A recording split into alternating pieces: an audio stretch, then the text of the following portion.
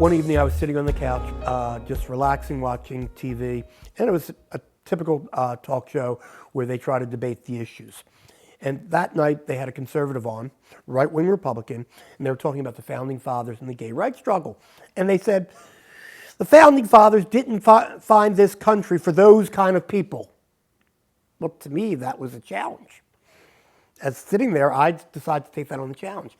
And luckily for us, Philadelphia Gay News had been coordinating Gay History Project for many, many years, and thereby every October we publish articles in coordination with 29 other local LGBT publications throughout the nation. And so I decided that this year we would dedicate the project to LGBT people who would help found this nation. And in my research I discovered Baron von Steuben, Baron Frederick von Steuben, who had been a Prussian officer and who became very important to our revolution. At one point, we had an ambassador in France. His name was Benjamin Franklin. Benjamin Franklin was in France as our ambassador during the war to do two things. A, get money from the French court for our country, which couldn't afford to fight a war, and B, to get some talent for our military. Because we had this guy by the name of George Washington running our military who literally wasn't seasoned. So, and that's why they called it a ragtag army that was losing up to that point.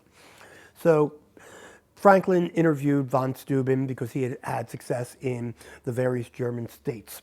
But for some odd reason, von Steuben had thrown out of all those various states where he had military victories and was now living in Paris. So for some odd reason, Franklin didn't quite like von Steuben. And then all of a sudden, one of Franklin's aides came up to him and said, that guy you liked except you didn't really like for some odd reason, he's about ready to be arrested. So if you really want him, you got to get him and get him out of the country. So Ben Franklin decided to take von Steuben, knowing what he knew, and literally smuggle him out of France before he was arrested. So therefore, that makes Benjamin Franklin the father of Don't Ask, Don't Tell. So von Steuben comes to the United States with a letter from Ben Franklin and goes to Valley Forge, where in no time short, he's literally writing the manuals for how an army should march, how it should be drilled, how there should be sanitation on the fort, how they should fire their muskets, everything you could possibly imagine. He works his way all the way up to being the chief of staff to General George Washington. People are giving credit in the Continental Congress to von Steuben for our army finally beginning to win. He remains in that position, and the last letter that George Washington writes to the Continental Congress is a letter saying that of all the men that have served with me, General von Steuben is one of the most important, that he should be given retirement benefits. Von Steuben is a war hero of the Revolution, and quite simply, without General von Steuben, a gay man, there would be no United States of America. The story of von Steuben has been whispered about and written lightly before we took it on.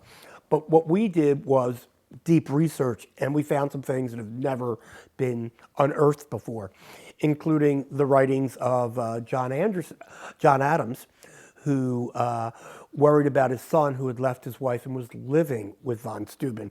And paraphrasing, we all know what kind of man von Steuben is. And this comes from John Adams, who also appreciated what John Adams did in the war, so we know exactly what he's talking about when he says that.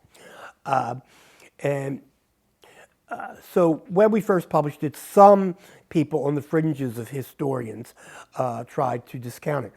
No, but then the German American Society now has agreed with us, and also the current biographer of von Steuben agrees that our facts are correct.